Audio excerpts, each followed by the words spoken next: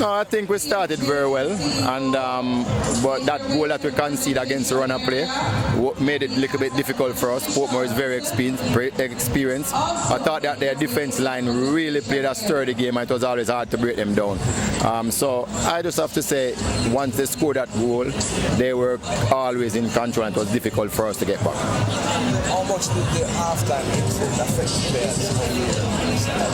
Well, some players didn't take the field back in the second half, and then one of the players just quit on me in the second half, wanted to come off. So you could have seen how badly it affected them, because it's everything they took, all their phones, money, everything gone.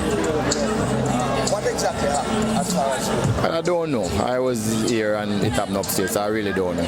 I'll have to try and find out now. How that affected the team psychologically? Badly. There was no team talk half time. There was just nothing. Everybody was just inconsolable.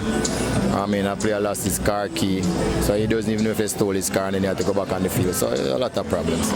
So your support, what's the security? I don't know. I wasn't there. I don't know what happened.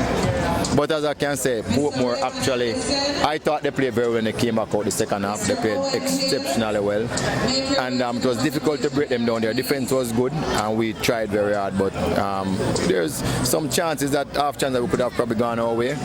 There was one block on the line, so it wasn't all Portmore, but I think they deserved the win. So you lost on both sides tonight. That's where it goes sometime. I'll be back.